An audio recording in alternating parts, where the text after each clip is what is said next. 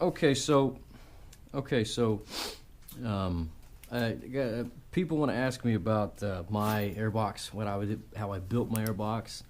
You can kind of see what's going on underneath the tank here. Um, Anyways, it's actually easier for me to sort of show this um, with the airbox out to kind of give an idea. Um, this is the old stock airbox. There'd be a piece that goes on here, it screws into here.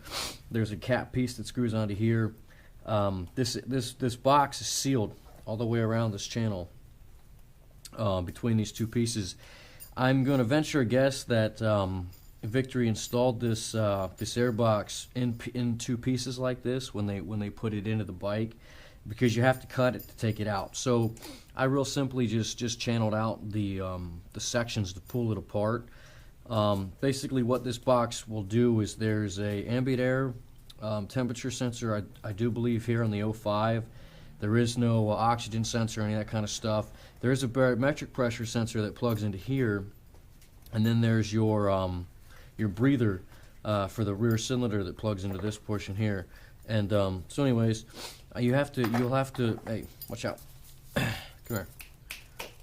No, dog, over here. You'll have to move. You'll have to cut your breather port and add a filter. You can kind of see what I did there. The breather port, what it will do is it will come up here.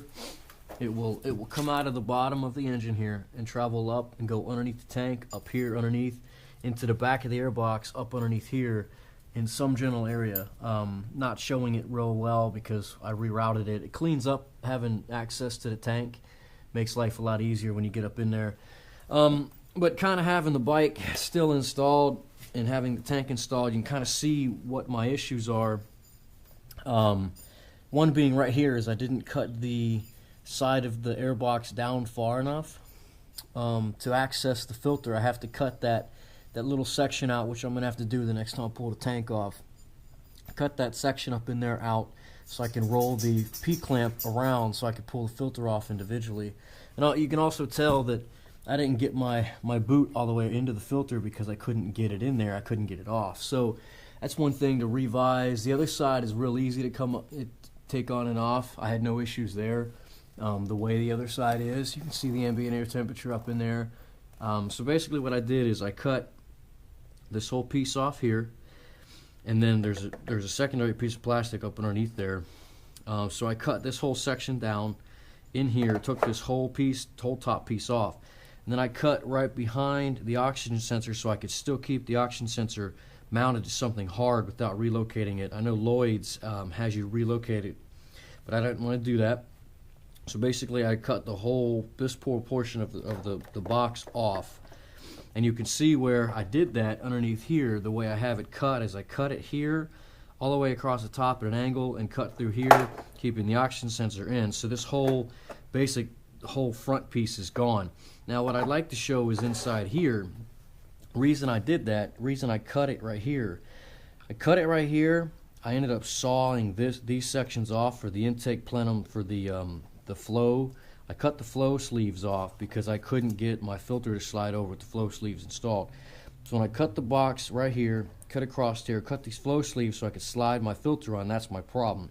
Is I need to actually cut. You want to cut back here against this piece here, because this piece here underneath this tube, this channel sort of supports the tube and puts the tube in place. That's another secondary fitment that holds that in place. So if you cut it right behind here and cut this whole section off, you'd be able to get to the P-clamp a lot easier. This side, it's a little bit longer, and this is where the difference is. These runnels, I believe, are the same distance. If not, take a tape measure, you kind of can cut them to make them the same distance. But the idea is you have equal flow coming into both cylinders at the same time. One of the other options is to do a single filter that has two openings and cut these to where they're straight and plug the filter into them. I'm not a big fan of that because, again, you have equal distant runs. This is an offset intake. So one channel, I mean, this one obviously is going to breathe faster than this side. So When I would cut this, I would cut it down this channel here, go across the bottom, cut this whole piece, except for this middle section here, basically off. So you follow along the lines right here across this, because this rubber bumper, you can see where I have my rubber bumper sitting here, it supports up against here. But that also protects your filters from resting right on top of the cylinder head.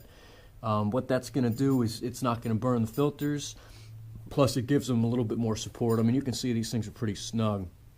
One thing I did is, behind this channel here, the way the flutes sit in here to support these pipes, when that cap piece, when the box is all put together and that cap piece comes down right here, it, come here, bud. Come on. Come here, bud. There you go, buddy. There you go. Hey. Hey, where you going? So that cap piece is going to come down and it's going to seal this piece down. What the cap piece also is going to do is put pressure on these two little nubs here on these pipes and keep these pushed down, keep these secure. Here, you want my hand? Here, let's occupy it. There you go. And so that's why I left the airbox with this top piece on, which I'm not showing. It's because I probably lost it somewhere. But you can see where I started to saw this, to take that all off, to cut down into here, and to channel this all down. This was my old stock box, so I kind of was playing with the idea of what to do with it before I bought a secondary box off some guy on eBay that had a junker. So basically, saw down here, keep this piece, leave the tubes in. Hey, watch out, buddy. And I capped this off. I mean, you could just put tape over it or something. Kept the barometric pressure installed there. Rerouted my line down to that auxiliary filter. And basically, I'm hanging the auxiliary filter here. You kind of can see that. I'm hanging it here with a piece of exhaust wrap from a car. Painted it black so it kind of blend in. I routed it up into where the battery box, there's a bolt right there. I kind of bent it just so that it would support it and wouldn't cut into the tube. Basically, that's just an evaporator breather out the back of the crankcase. So as it's running, it's going to fill up and basically blow off into the air. Bike looks kind of slick though with all this stuff here. You know, you pull up next to people and they see that filter, of course your legs and it's going to cover it, but when it's parked, people kind of, that bike looks like it's got some work done to it, you know. So I mean, this bike's a mess. It's got rust and everything else, and it was in some pretty shitty weather when I picked it up, so I'm trying to rehab it. So that's kind of what I did with the air intake. And what the air intake is going to do is I can kind of show it, because you can't see it, but see underneath here where the intake manifolds mount in, they go up inside, and then that box comes in. So underneath the box, there'd be a gasket right here, and then there would be, you know, a gasket, and then there would be the intake manifold, then there would be your cylinder manifold ports going to your cylinders. The reason I like this setup is all that stuff fits. These screw holes go down into the box. Now when you do take this apart, you will have to pull this cap, work these out of the way to get them up, because there are screws up underneath these ports to pull the box out. If you are going to use your stock box, I would recommend taking the cap off and cutting. No, you can't. Actually, you don't want to do that. You don't want to cut that. Sorry. I would recommend taking the cap off. This is the stock box. This will be on the bike. The frame will be all around the bike. You will have to cut it as is here on the bike as best you can, if you can, unless you can get a secondary box, because you do have to cut this unless you channel this stuff out of the way to get this out and work it out of the bike. Otherwise, you have to cut it all up. It is kind of difficult. I do recommend buying a secondary air box to do your changes. In worst case scenario, if I ever want to put it back on, I could reseal it, stick it back down, and fit it back in. So the way I supported these tubes, it has the top piece that pushes down on these two nubbins. But what I did is I used safety wire, which is aviation safety wire. Basically, I cut down in here, just 2 holes on each side, and ran my safety wire down underneath and twisted them together to give that some more support. Safety wire is basically a metal strand type of wire. If you are going to do the safety wire, I recommend you wrap it with either electrical tape or use heat shrink of some sort of something to buffer the wire, because the wire is metal. These tubes are very hard. I guess it's ABS plastic, or the injection molding plastic, or whatever it is. So they're pretty resistant, but you still want something to protect it from cutting in to the piping. So I did wrap those there, and when I had the box still shoved them in.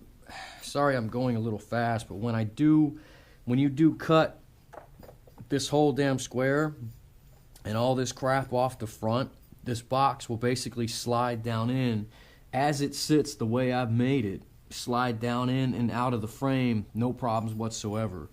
The only downside is, like I said, the bolts that are in here, you will have to pop these tubes.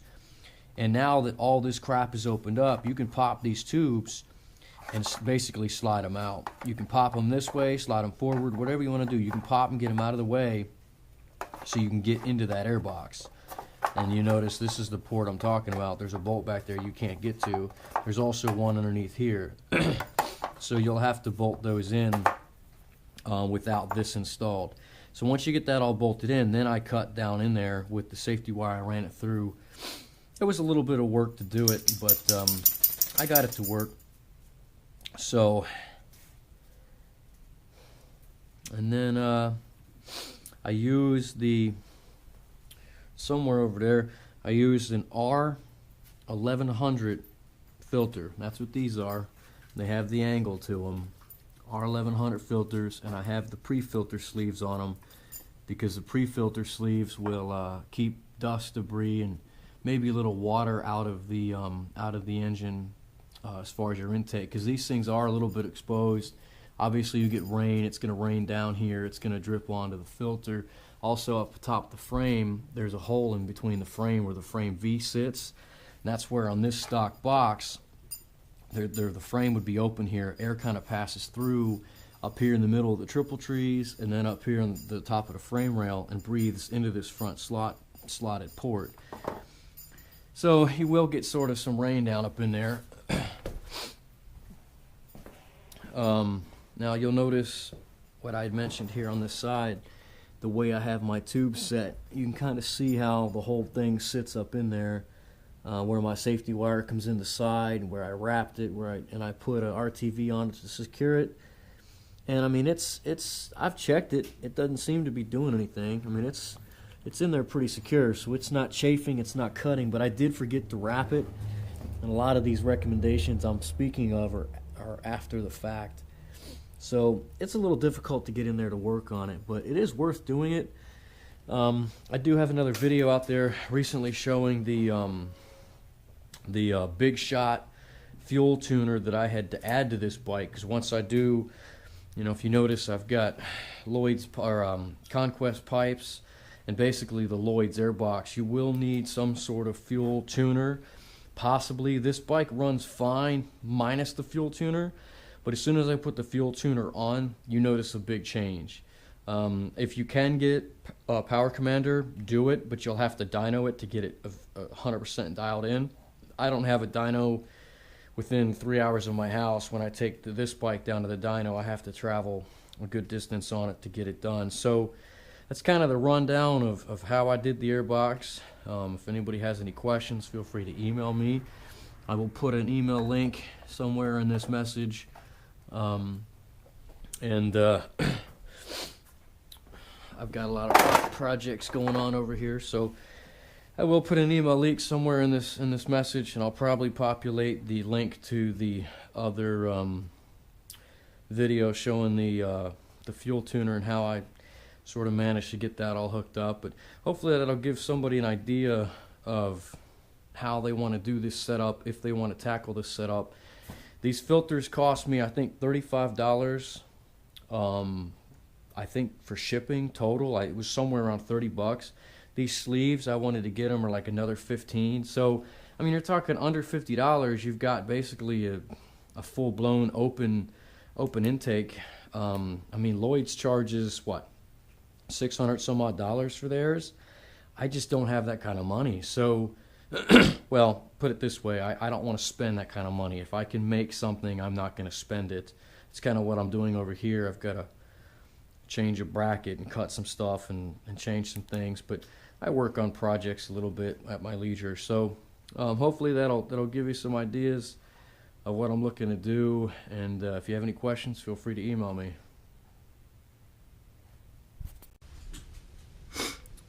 Alright, so to go back over what I was trying to explain earlier, that I realized that I had the camera over the view. I cut this section out down into right behind where the oxygen sensor comes in. Cut this whole top portion of the box with the bottom portion of the box completely off, starting right there in front of that hole. That's basically what I had cut off. On the inside, I would recommend this channel down here. There's a flat piece. Get out of the way. There's a flat piece right here. I would recommend cutting right in front of that. And then across here, right in front of this piece, you might want to leave that. It's up to you. But I would basically leave that strut piece in and take that whole front section off. Leave these exposed. That will give you some support. Plus, you'll be able to get to the pod once it's installed here. There are the